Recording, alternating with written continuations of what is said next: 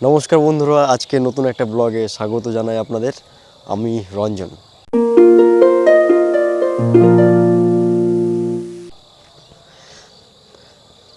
দেখুন, প্রকৃতিতে এমন কিছু শক্তি আছে, আপনি ভগবান বলুন, আল্লাহ বলুন আর জিসাস বলুন, যাই বলুন না কেন, কিছু একটা আছে যে জন্য এই প্রকৃতিটা এত সুন্দর। হ্যাঁ, যে প্রত্যেকটা জিনিস একটা শক্তির দ্বারা চলছে।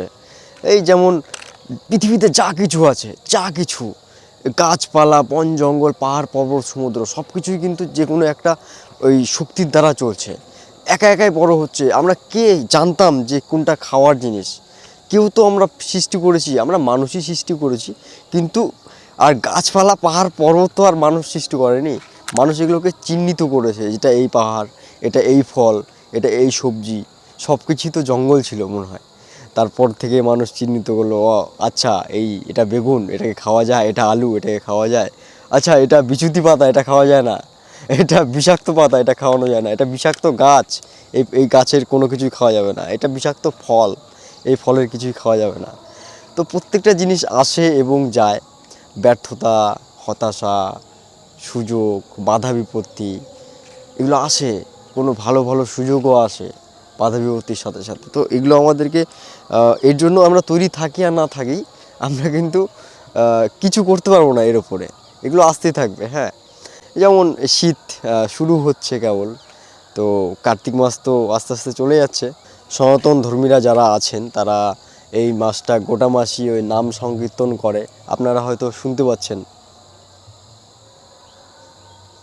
মাইকে আওয়াজ হচ্ছে। তো সেটা খুব ভোরবেলা যারা নাম সংকীর্তন করে, আমিও তাদের সাথে যাই মাঝে মাঝে। আমি তো ডেইলি যেতে পারি না, এটা আমার দুর্ভাগ্য বলতে পারেন, কিন্তু আমার যাওয়ার ইচ্ছা করে। ওই যে মোহ, মোহ, মোহটা কিসের? ঘুমের মোহ। তো আমি কার্তিক মাস আসার আগেই কিন্তু আমি মাকে বলতাম, মা নাম সংকীর্তন কবে আসবে, কবে আসবে? সে ভোরবেলা করে সেই হরিনাম দলে দলে গান করে কবে আসবে? তো মা বললো যে কার্তিক মাস থেকে আসবে। তো ঠিক আছে, আমি তাহলে যাব। আমি কোনদিন বলিনি মাকে, তো মাকে বললাম আমি যাব। কিন্তু যখনই শুরু হলো, গাইস সত্যি বলছি, আমার কিন্তু যাওয়ার ইচ্ছা প্রথম থেকেই ছিল। কিন্তু ওই যে মোহটা কিসের? মোহটা কিন্তু ওই ঘুমের মোহ। ঠিক আছে, ঘুম। সকালবেলা ঘুম ভাঙছে না। হ্যাঁ, সকালবেলা ঘুম ভাঙছে না, একদম ঘুম ভাঙছে না। তো লাস্টে কিছু কিছু দিন কষ্ট করে উঠে তারপরে নাম সংকীর্তনে যোগ দেওয়া। হ্যাঁ, মানে এগুলো রিয়েলিটি বলতে খুব বাজে লাগে, কিন্তু এটা বাস্তব যে ঘুম এমনই একটা জিনিস। আর বিশেষ করে সকালের ঘুমটা গাইস মনে হয় জীবনের থেকে মূল্যবান জিনিস। সকালের ঘুমটা যদি ওই কেউ নষ্ট করে দেয়, মনে হয় গোটা দিন খারাপ যায়। হ্যাঁ, তো সবসময় চেষ্টা করি যে সকালের মোহটাকে কাটানোর। কারণ সকালে যদি কোনো রকম আপনার মোহটাকে কাটানো যায়, তো আশা করা যায় যে গোটা দিনটাই ভালোভাবে কাটানো যাবে। এই দিনে কি ভালো লাগে, এই দিনে কি ফল আসবে, এই দিনে কমলালেবু আসবে, কমলালেবু খেতে হবে। কমলালেবু খাওয়াটা কিন্তু শরীরের পক্ষে খুব ভালো। ইমিউনিটি পাওয়ার বাড়ে, নানা রকমের পুষ্টিগুণ রয়েছে কমলালেবুতে। আরও কিছু কিছু ফল কী রয়েছে বন্ধুরা, আপনারা সবাই কমেন্ট করুন। আর কী সবজি এখন হচ্ছে, মূলা, গাজর, বিট, পালং শাক, ধনিয়া পাতা, ঠিক আছে, ফুলকপি, বাঁধাকপি। তো আরও কিছু কিছু সবজি রয়েছে, সেগুলো আপনারা কমেন্ট করুন কী সবজি আরও হতে পারে নতুন নতুন এই শীতকালে। আমি সবসময় চাই যে নতুন কিছু আপডেট দেওয়ার। আর আর এখন কি ফুল কি স্থলপদ্ম ফুল এখন তো হচ্ছেই। আর শিউলি ফুল তো গাইস, ওহ, মানে দারুণ ব্যাপার। শিউলি ফুলের যে সেন্ট, রাত্রেবেলা যখন শিউলি ফুলের গাছের সামনে দিয়ে যাব, তখন কিন্তু সেই শিউলি ফুলের একদম মাখো মাখো গন্ধ। হ্যাঁ, তারপরে শিউলি ফুল যখন সকালে ফোটে সাদা হয়ে নিচে ছড়িয়ে পড়ে থাকে, এবং আমরা কখনো গাছ ছোট থাকলে সেটা হাত দিয়ে তুলি এবং হাত দিয়ে ঝাঁকাই যে ফুলগুলো নিচে পড়ুক। সবসময় এটাই করি। আর ভয় ভয় প্রতিটা জিনিসেরই আছে। মানুষ সাপকে দেখে ভয় পায়, সাপও কিন্তু মানুষকে দেখে ভয় পায়। মানুষ শিয়ালকে দেখে ভয় পায়, শিয়ালও কিন্তু মানুষকে দেখেও ভয় পায়। কুকুর, অনেক মানুষ কুকুরকে দেখে ভয় পায়। অনেক কুকুর কিন্তু ভয়ের জন্যই তারা নিজে আত্মরক্ষার জন্য ওরা আরও আক্রমণাত্মক হয়ে ওঠে। আমি চেষ্টা করছি খুব তাড়াতাড়ি একটা সিরিজ তৈরি করতে, যে সিরিজের মাধ্যমে আপনারা ভাগবত গীতা প্রথম থেকে অষ্টাদশ অধ্যায় মানে 18টা অধ্যায় সম্পূর্ণ করার একটা ব্লকে 1 ঘন্টা বা 1.5 ঘন্টার মধ্যে। তো আমরা ভাগবত গীতা স্বভাবতই আমরা যদি পড়তে শুরু করি 3 মাস 6 মাস লাগবে আমাদের গোটা বই পড়তে। তো বলাই বাহুল্য কি পড়ার একটা আলাদা মর্যাদা আছে। পড়তে গেলে আমাদের অনেক অধ্যবসায় লাগে এবং অনেক ধৈর্য লাগে, এবং বই পড়লে অনেক কিছু শিখতে পারি আমরা। হ্যাঁ, তো আমি অনেকের হয় না যে আমার তো অল্প সময়ে যদি একটু বেশি জানতে পারি তাহলে খুব ভালোই হয়। সেই উদ্দেশ্যে আমি চাইবো যে ভাগবত গীতার প্রথম থেকে 18টা অধ্যায় একটা ভিডিওতে মাত্র 1 থেকে 1.5 ঘন্টার মধ্যে কমপ্লিট করতে চাইছি। আর এই 1 থেকে 1.5 ঘন্টার জন্য কমপ্লিট করার জন্য আমার অনেকটা প্র্যাকটিসের প্রয়োজন। কারণ ওই অর্ধেক পড়া বা অর্ধেক জানাটা খুব বেশি বিপজ্জনক বা খুব গুরুতর আঘাত করতে পারে দর্শকদের মনে। তাই পুরোপুরি জেনে আমি তবেই ভিডিওটা তৈরি করব। কারণ আমার ভিডিওতে যাতে আমার কোনো চিন্তা ভাবনা না থাকে, আমার কোনো প্রকাশ না থাকে, আমার মনের বাক্য না থাকে, যা থাকবে পুরোটাই ভাগবত গীতার বাণী থাকবে, ওখানে পুরোটা ভাগবত গীতার কথা থাকবে। তার বাড়তি কথা একটাও আমি বলবো না, কারণ ভাগবত গীতার উপরে আমি কিছু বলতে পারি না। আমি সামান্য একটা তুচ্ছ প্রাণী। শ্রেষ্ঠ ভাগবত গীতা, ওখানে এমন এমন কিছু বলেছে আমি না বলেই নয়। যেমন শুরুতেই বলেছে ভাগবতের মানে কি? ভাগবত মানে ভগবান, আর গীতা মানে গীত, ভগবানের গীত। তো এইভাবেই সুন্দরভাবে বুঝিয়েছে। আমি ওই সিরিজটাতে আমি তৈরি করব যে আমাদের ভাগবত গীতা শুধু সনাতন ধর্মী যারা আছেন তাদের জন্যই না, এই ভাগবত গীতা প্রত্যেকটা ধর্মী লোকেদের জন্য।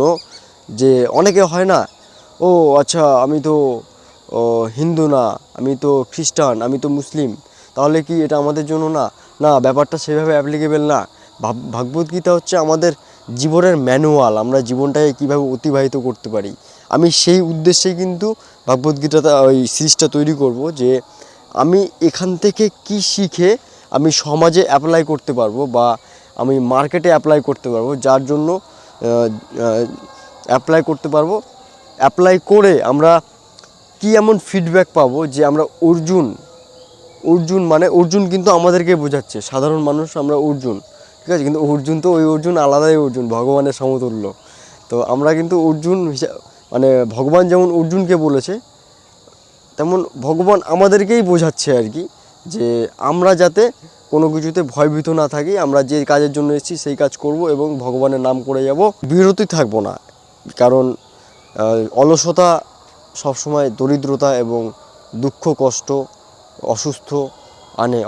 অলসতা খুব বাজে জিনিস। আর প্রতিনিয়ত থাকতে হবে যে কোনো কাজে, প্রতিনিয়ত থাকা প্রতিটা কাজের জন্য একটা ভালো জিনিস। আর সবসময় আমরা চাইবো যে নতুন কিছু শেখার, নতুন কিছু কীভাবে শিখতে পারি, নতুন কিছু। অনেকেই বলে ভাই তুমি, আমাকেই বলে ভাই তুমি ভিডিও করছো, তুমি কত পাও মাসে? হ্যাঁ, তখন স্বভাবতই আমার একটু লজ্জিত বোধ হয়, সত্যি বলছি।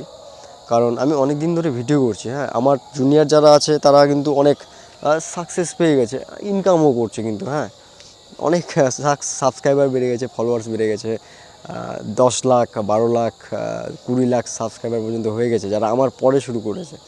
তো আমার সাফল্য আসেনি, আমি সাফল্যর কথা আমি ভাবিনি। কারণ আবার এটাও বললে ভুল হবে, হ্যাঁ তুমি এটা কি মিথ্যা কথা বলছো, যে সাফল্যর কথা ভাবোনি, টাকা পয়সার জন্য তার মানে ইউটিউব করছো না? এটা কখনো হয় নাকি ফ্রিতে?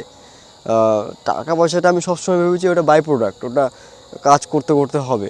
তো আমি কিন্তু কখনো ওটা ভেবে করিনি যে সাফল্য। কারণ আজকে যতজন সবাই করেছে, সাফল্য হয়েছে, সাফল্য পেয়েছে, তারা কিন্তু আমার মনে হয়, বা তাদের কিছু কিছু পডকাস্ট ভিডিও ইন্টারভিউ দেখেছি, তারা কিন্তু কর্ম করে গেছে, হ্যাঁ, ফলের আশা করেনি। তাই আমিও কর্ম করে যাব, কারণ কর্মর উপরে আর কোনো বিকল্প হয় না। তাই কর্ম করতে করতে আমার হতে পারে কখনো বাই প্রোডাক্ট আর বাই প্রোডাক্ট সাফল্য আসতে পারে। আমি ভিডিও বানানোর রিজন, কী রিজন আছে, আমি ভিডিও বানানোর রিজন আমি আবার অন্য কোনো ভিডিওতে বলবো। তো ততক্ষণের জন্য আজকে এইখানে ব্লগটা শেষ করছি আমি বন্ধুরা। ততক্ষণ ভালো থাকবেন, সুস্থ থাকবেন, আর নিজেকে সুরক্ষিত রাখার জন্য যা যা করা উচিত তাই তাই করবেন। সমাজের প্রতি সবসময় খেয়াল রাখবেন, নিজের প্রতি খেয়াল রাখবেন, নিজের পরিবারের প্রতি খেয়াল রাখবেন। এবং মন তো অনেক কিছুই করতে চায়, ভালো কিছু খারাপ কিছু, আর মাথা কিন্তু বুদ্ধি অনুযায়ী কাজ করে, ঠিক আছে? তাই আমরা সবসময় চেষ্টা করব যে আধ্যাত্মিক মতে, আপনি যদি ইসলাম ধর্মী হয়ে থাকেন তাহলে ঠিকঠাক নামাজ পড়ুন, ঠিকঠাক ওই আপনার কোরআনের যাবতীয় পাঠ্যপুস্তকের কী কী কী কী বলছে সেগুলো পড়ুন। আপনি যদি ওই সনাতন ধর্মী হয়ে থাকেন তাহলে ভাগবত পড়ুন। আপনি যদি খ্রিস্টান ধর্মী হয়ে থাকেন তাহলে বাইবেল পড়ুন। তাতে কোনো অসুবিধা নেই, আপনি যাই পড়ুন না কেন যেতে হবে আমাদের এক জায়গায়, একটাই গন্তব্যস্থল, উপরওয়ালার স্মরণে, ঠিক আছে? উপরওয়ালার স্মরণে যাওয়ার জন্য আমাদের যা যা করা দরকার তাই তাই করতে হবে। এই নয় যে আপনাকে শুধুই ভাগবত পড়তে হবে, শুধুই কোরআন পড়তে হবে, শুধুই বাইবেল পড়তে হবে। আপনার মত সেটা কি পড়বেন। আমি এই জন্যই বলছি যে ভাগবত স্বয়ং বলেছেন যে এটা কোনো জাতিভেদে নয়, এটা যে কোনো ধর্মের লোক পড়তে পারে, তাই আমি এই কথাটা বললাম। তো আমার কথাতে অনেক ভুল হতে পারে কিন্তু, হ্যাঁ, মানে এই না যে আমি সব কিছুই ঠিক বলবো, কারণ আমার যা মনে হচ্ছে আমার ব্লগে আমি তাই বলি। এখন আপনাদের মতামত আমরা অবশ্যই জানাবেন আপনারা, আমি কোথায় ভুল বলছি কোথায় ঠিক বলছি। আর আমার ভুল যদি আমি না শুধরাতে পারি তাহলে কবে শুধরাবো? আপনারা দেখছেন আমি সোশ্যাল মিডিয়ায় এই ভিডিওটা ছাড়বো, তারপরে আপনারা সেই অনুমান করবেন আচ্ছা এটা এই জিনিসটা ঠিক এই জিনিসটা ভুল, তাহলে তো আমি বুঝতে পারবো যে এটা ভুল এটা ঠিক। আর আপনারা যদি দেখে দেখেই থেকে যান তাহলে তো আমি ভুলটা ভুলই ধরে নেব, আচ্ছা এটাই ঠিক, আর ঠিকটা তো ঠিক আমি বুঝতেই পারছি। তাই ভুল ঠিকটা আপনাদের বিবেচনা, আপনারা আপনারা ভাববেন যে ভাই এটা তুমি ঠিক বলছো এটা ভুল বলছো, তাই ঠিক ভুল হতেই থাকে। হ্যাঁ, আজকের মতো ভিডিওটা এখানে শেষ করছি, নমস্কার।